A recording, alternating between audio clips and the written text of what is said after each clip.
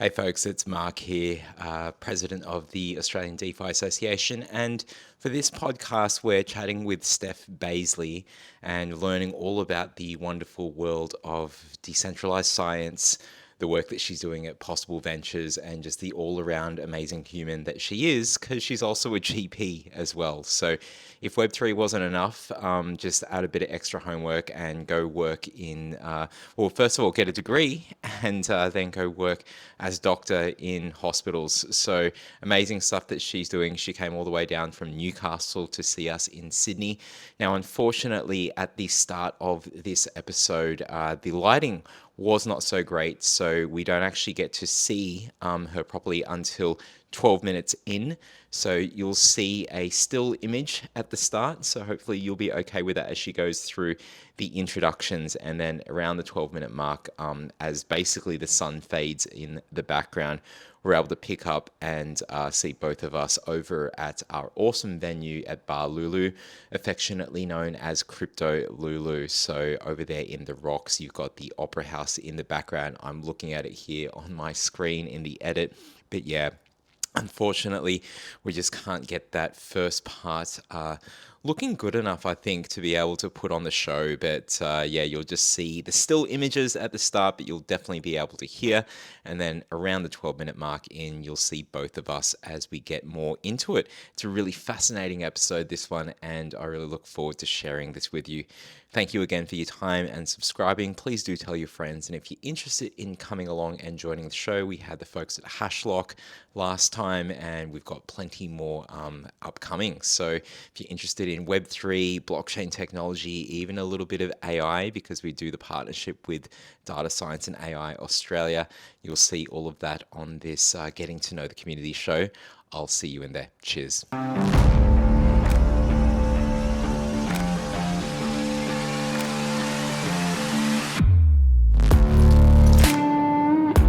All right, folks, we're back for another Oz DeFi community podcast. We're here with the lovely Steph Bazley. Steph, thanks for joining us. Bazley. Bazley, get it right, Mark. Jeez. But apart from my negative reputation points there for that, I should know, I'm apologizing. But you do so many things. You've got so many hats on in the space. But I'd love to get to know, first of all, about how you got into the world of crypto. What started it all? What's the interest? Yeah, sure.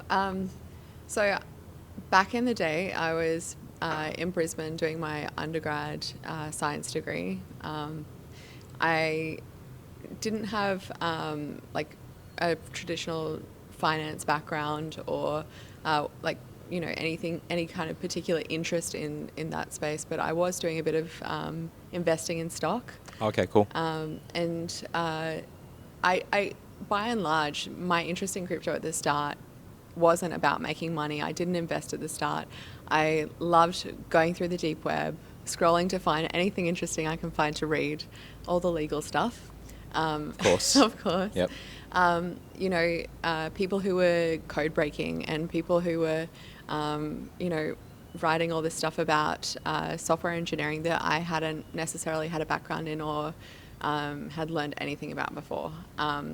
So I loved reading a little bit about that. Mm-hmm. And of course, when you're on the deep web around that time, all you could see was references to cryptocurrency. And there was a page I remember that had a package that you could download for a wallet. And I was too scared. Yeah, I was way too scared to download it. Mm-hmm. But a very close friend of mine, he did. Mm-hmm. And we just had these great discussions about crypto and where it could go and Bitcoin as a concept. He invested straight away and I didn't. Wow. And what was the price? Yeah. I wouldn't even know. It was something ridiculous and I don't like to think about it. Yep. But later on I kind of did recognize it more as a kind of, as it stabilized and became a bit of a more, socially acceptable investment choice. And I am fairly risk averse in my investing. And so it became something that I stepped into more as an investor later on. Fantastic. What year was that when you first, were being introduced to it? Would have been early 2010s. Wow, that is early. Well, I mean, not that I invested at that time, but just, reading around and finding it Yeah. interesting. But can't say I claimed that, sub $1 Bitcoin or anything. I remember for me, the first reference I'd seen in the news is when someone bought pizza Yes. for like with Bitcoin. I'm like, what the heck? Yeah. How novel, how fancy, and then just ignored it completely. The funny thing is, I like to think about people are buying pizzas with Bitcoin now, but they just transfer it to stables on a card now. Oh, exactly. Yeah, it's the evolution continues. And speaking of the evolution, now you wear a couple of hats in the space. You're over at Possible Ventures and doing some cool things there. Formerly Airtree, people might know you from that when you were last on the meetup in front of the community. You were wearing the Airtree hats. We'll talk about the VC side. And you're also working in the medical field. Tell us more about that, because I think it's the first time we've had someone who works in ED and trauma with us. What are you doing over there? Yeah, sure. So to explain it, I think a lot of people get a little confused at how it all fits together.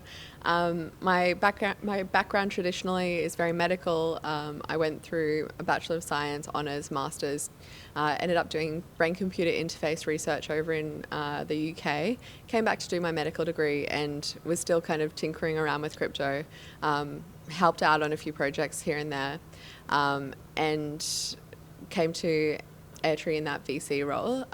I was full-time medical studies, part-time working in VC at Airtree, and it worked out pretty well. I think the way that I work is if I fill my dance card, so to speak, I can be more efficient with the things that I do, and I get different things from different places. So some of the intellectual curiosity that comes from one side, and maybe the feeling that I'm giving back from another. But definitely, I think that, yeah, it's a bit of an eclectic mix. At the moment, I'm working as a junior doctor in Newcastle, and on ED at the moment. And so every now and then I have days off like this one, and I get to come and have a chat to you, or talk to a founder, or write up an investment memo, or do some other VC roles, and it's been a lot of fun. It sounds like because they at the surface seemingly different, but you've found ways that they can all be quite complementary in terms of like helping out each other. It's just like what we find here with the multiple hats, doing the day job work, the AI and the blockchain kind of stuff, and then also running these communities. So yeah, I love that you are doing many things and helping connect the dots there. Yeah, and I think what you're trying to lead into as well is that often, I think both of us, we see blockchain as a core technology. Yep. And it's like back in the day, the internet, some people, sure, the internet was their entire career, but a lot of people, they saw the internet plus another thing and said, hey, these two things might work really well together. And so definitely with my background, when I came into blockchain, it just seemed like a very logical choice that someday it would fit together well. Well, and speaking of fit, and you're right, like people go, well, internet plus shopping, how is that going to work? And the jokes around that, and like so much is done in terms of e-commerce. Like we got through COVID thanks to e-commerce, but to your point there, your background in healthcare and science, there's a concept of DeSci. Yes. And you've spoken about it quite a bit, and you've been on other podcasts, and I've seen some fascinating stuff out there. For folks that don't know what DeSci is, could you tell us a little bit more about that from your perspective? Sure. It's one of these code words we have in crypto, D for decentralized, Sci for science. I think by and large, it's any way that we integrate science with blockchain. For example, Possible Ventures, where I am at the moment, we invest in Molecule DAO, and they have a product that essentially you can monetize IP via a blockchain. And that's a game changer in the world of science, because obviously if you are working in a lab, you have limited outreach and limited networks in order to commoditize your research, which could then go on to help a lot of people. And so by and large, it's kind of taking science, which is something that's always been almost very like secular to itself and insular, and connecting it to the wider world of all those other scientists out there and the wider community. It sounds fascinating, that whole the concept of molecule DAO, and I'm sure there are others out there trying to do this kind of stuff, but are you saying that, because typically scientific kind of research doesn't come to fruition in terms of results until after the IP kind of process? It's when, you know, investors are going into it, or it's making money from traction it's gaining from, you know, monetizing, you know, creating like revenue models and stuff. I think something that's really cool about this in general is that the life cycle of investing in science out of universities has traditionally been really long. Firstly, you had to build that core research up to the point where it might be what we would call translational, which is like a research that isn't necessarily just on animals, but also has a direct impact on clinic, or, you know, patients as a whole. And then at that point, you have to go through obviously traditional regulation, and once you get past the regulatory stage, then investors become a little bit more interested. Of course, there's always early stage investors like us that like to see people at any stage, but the risk is quite large. Whereas, for example, if you're the world's best of something and you see some IP somewhere else in the world and that's now available to you via a blockchain, and you can purchase that, then that life cycle becomes just a bit shorter. And it's also about advertising. It's about advertising the research you're doing in a way that can be commercial. We'll make that a word. So something that I find fascinating about the whole kind of DeSci space, because I'd seen the stuff that you'd spoken about, I don't know if it was Bankless or one of those like much more well-known podcasts out there. What? More well-known than this one? I know, right? And our hundreds of subscribers. So it was around the concept in DeSci of incentives. And I get it, like coming from a world of working in research, you know, a few moons ago in equity research and financial markets and economics research, and seeing a lot of journals out there, what I didn't realize and understand in medical was that there's a lot of, say, negative research where it's important work, but it produced negative results, which could be quite useful for others to know about. Otherwise, they repeat the same kind of errors. But less of that stuff is being published because there's just no incentives to do that. And yet, DeSci could help with that. Can you talk more about that? Yeah, it's a really interesting, way that things have developed in science, because by and large a scientist and a university are judged on the research that they output. And if your research shows, wow, we've found this amazing thing, we've spent this much money and it resulted in this great discovery, people will firstly want to invest more into university and into your lab, but also into your personal career as a scientist. If you say, you invested this grant into us and we found absolutely nothing, that looks a little less impressive, understandably. But unfortunately, those negatives are often very important. So even to the point where if you publish, sometimes publishing itself costs a bit of money, especially... Right, I didn't know that. Yeah, absolutely. Not always, but often it can. And especially if you're wanting to publish in an open source journal, that can often also cost more money. And so these negative results, if you imagine, you know, the learnable world of data as like this, you know, chessboard of squares, but absolutely massive chessboard. And the only ones we're filling are the things that are positives. It kind of skews what we know of disease, and it really skews of what we know of climate, and it skews a lot of things in general. That, like, for example, if all you've ever seen of one gene deletion is a very significant phenotype, which is essentially a way that someone presents once they have a gene deletion, like a disease or something like that. If you only ever see that disease for that gene deletion, then you will assume that if someone has that gene deletion, they might present with that phenotype. However, there is a very good chance that there's a whole heap of people out there that might have that, and if there might be some study that shows that these people don't have any result of that, and you know, by and large, in the large scheme of things, that data might be very important to someone one day. And same thing, and I guess back to crypto, like even in the world of what we're working on, you know, creating new types of smart contracts, new ways of incentivizing each other.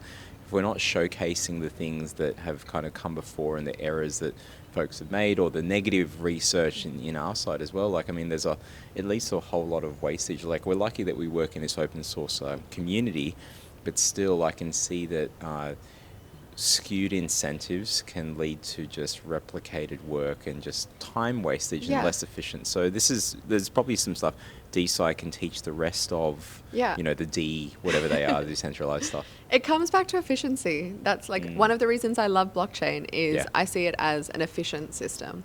If you think about science, yes, there are certain steps we need to take in order to get that end result. And if we can remove 2 of those steps for every single experiment that we do, imagine how much better that things would be, and how much cheaper they would be to run. Or not that that's necessarily the best way to describe it, but it's the same thing if you think about healthcare in general. If you think about healthcare on the core level of blockchain, instead of having these very separate software products that each clinic or each state is using, we might be able to have that core blockchain that is trusted and secure, and then build up on top of that so that patient data isn't lost and patients get better outcomes. Yeah, linking the data. We just had a core ACOR, sorry, I always pronounce the name wrong, sorry Jim. We had him on the podcast. He's the founder of that, and they're using blockchain, and I think it's on Hedera, to actually do the linkage of data across like the GPs over there to the hospitals to mental health, etc., utilizing blockchain elements for parts of it, and using cryptographic hashes to obfuscate data on one side so that you can only match it if you should have access to it on like another side. Really fascinating stuff that we can certainly learn from here. Like access controls. Absolutely, yeah, access controls, and the better patient outcomes that come from that. And I'll put a link in the show notes to that. But blockchain can do that kind of thing if we just let it. But just like many things, there's a lot of proof that blockchain kind of needs to happen. I guess it gets to the second thing that we wanted to talk to you about today. We wanted to understand the DeSci side of things and your thoughts on that. But VC is also a place that you're doing some stuff in. So can you tell us a bit more about Possible Ventures? Yeah, absolutely. For those that don't know, yeah. So Possible Ventures, we're a fund based out of Germany and Australia. We would like to call ourselves a micro fund. So generally we like to not take the board seat. We don't want to be the lead. We want to put in a wad of cash, be your best friend through the process, pick you up when you're really early, and support you through until you get to that end stage of a sustainable business that's growing and producing something for the world. And that kind of leans into what we do invest in. We love frontier tech. And so I think a lot of VCs, they talk about how we invest in the future. At Possible, I think we really do. Our pillars are climate, health, and society. And essentially, if it sounds like it's way too good to be true or something that should be on a sci-fi show, we want to hear from you. Fantastic. It definitely leads to, it's led to a portfolio full of people that are changing the world. And we're very, very proud of our founders, and we're very, very proud of our LP base as well, that has a lot of founders, has a lot of people who produce things for themselves. And that becomes, again, then our network of ways that we can help people that we're going to fund by linking them into potential customers or advisors or future investors. It's fantastic. Overall, what do you kind of like? It's April. I had to look at my God. It's going so fast. I had to look at the calendar here. It's April. It is April. But what are you seeing as the landscape now? Because last year was kind of crazy. People kind of felt like there wasn't as much going on the table, not as much investment. But are you seeing the landscape has changed now, or where are we at? Like, is it maturing? What are your thoughts? It's a funny funny market. Of course, I haven't spent my entire life in venture capital, so I can't pretend to be the expert on these things. But from my experience of it, I definitely see green shoots. I definitely see a whole heap of investments being made. especially at Possible, we're investing. Money is being raised from LPs. It's plugging along as it should. It's definitely not at the peak bull market that we've seen previously, 2021, where money was flowing hard and fast and thick, especially to blockchain communities. But it is definitely still,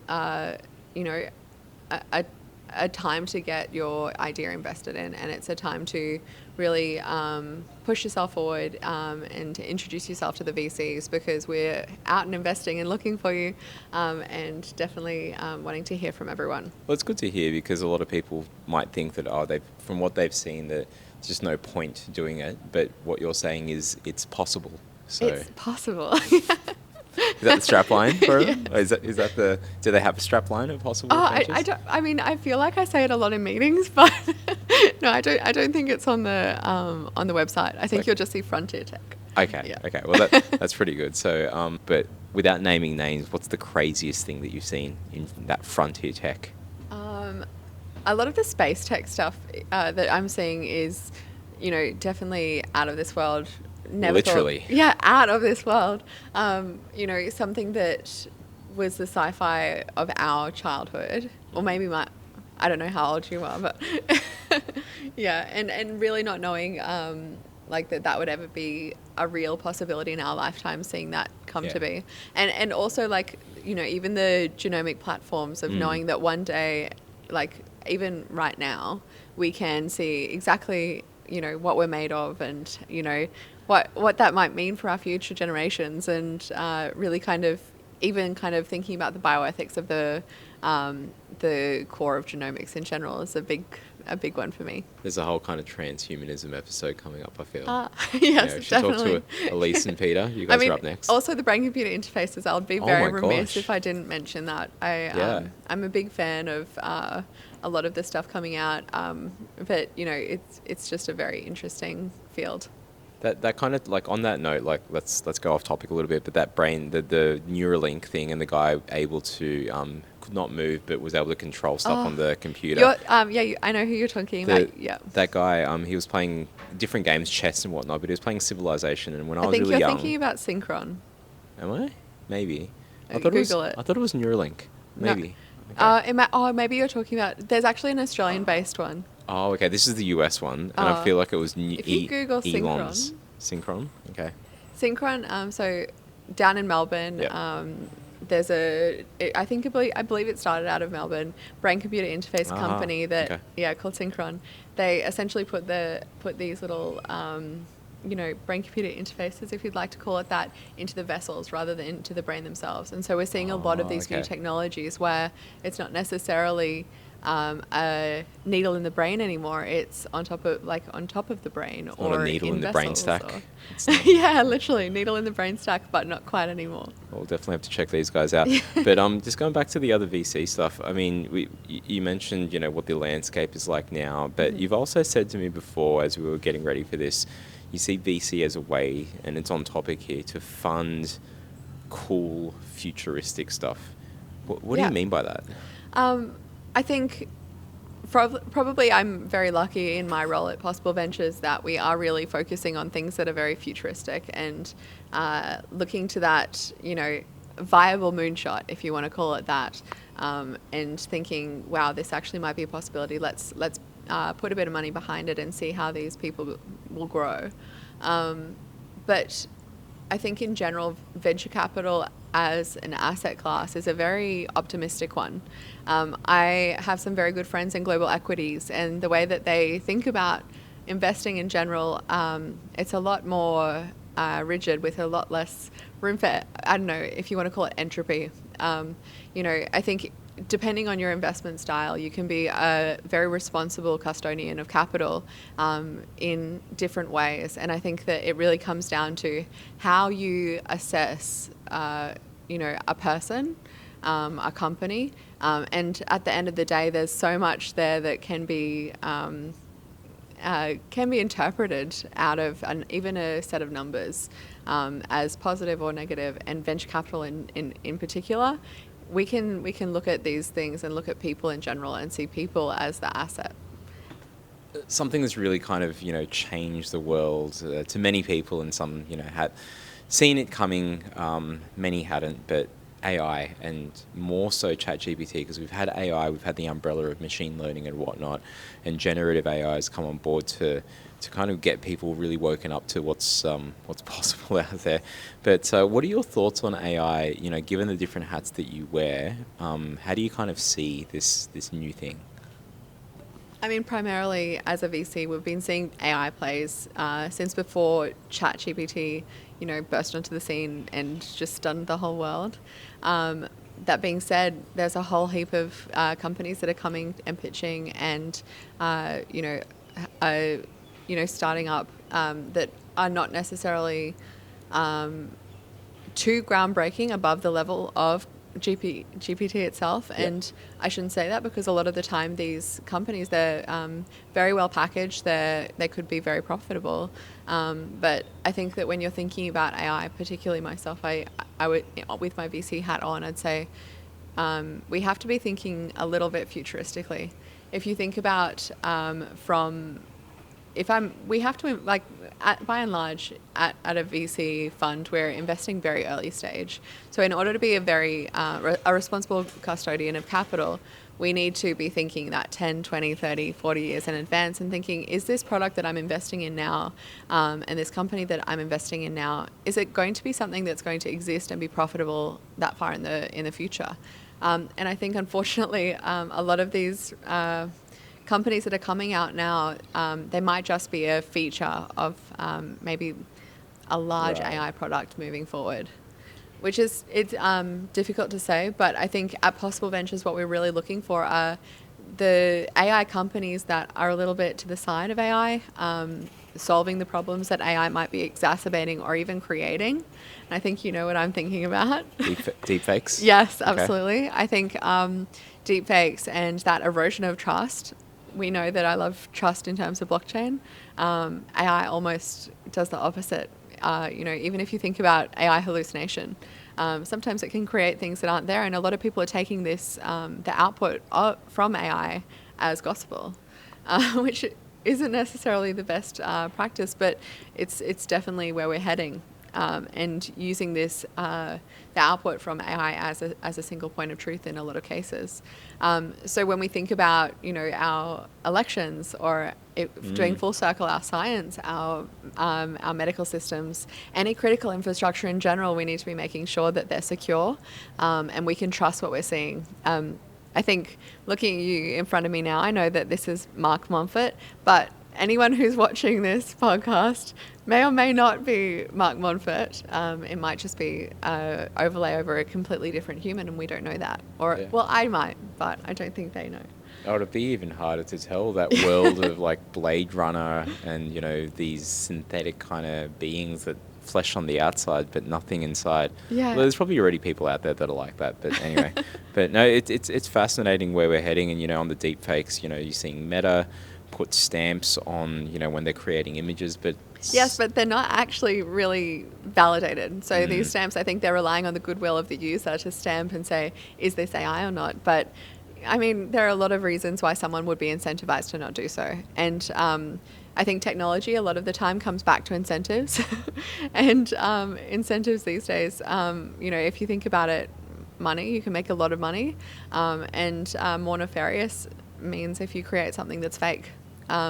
So definitely lots of products that are working on this at the moment. I think Meta, Nikon, Fox Corporation, they're all some that are really leading the way in trying to create and to stabilize this rapid destruction of faith and trust.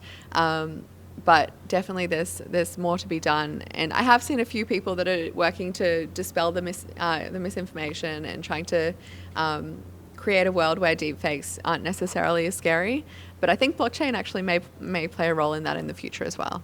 That's absolutely fascinating, and we'll have to get you back on to talk more about this kind of stuff. But if people want to reach out and connect with you, learn about possible ventures, the stuff that you're doing, what are the different ways? Because you wear a few different hats. So Sure. what do you think are the best ways right now? I mean, I definitely try and come out to some Oz DeFi events. Thank you.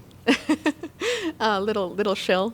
I definitely like to kind of, if you see me at, climate healthcare events as well. Otherwise, online, you can trust it's me generally on LinkedIn or Twitter, or even email, Stephanie at Possible Ventures. We'll put all those, Possible.ventures. we'll put all those links in the show notes here as well. Yes. And always very willing and happy to hear from founders. I think it's a scary thing talking to VCs, but I think that anyone who presents a pitch deck to me is very brave, and you've got my respect from day dot. So definitely send anything through to me, no matter how early the stage. Perfect. If it's on a napkin, it might be too early, so at least some sort of... Well, you say that, but maybe that's the most brilliant idea. Maybe. All But right. probably a little less. At least create a pitch deck, maybe. Yeah, exactly. Put some effort into Yeah. it. But no, fascinating stuff, and I'm sure that the crowd here will be inundating you with some ideas and stuff. But Steph Bazley, thank you so much for joining us, and can't wait to have you on again. Always a pleasure.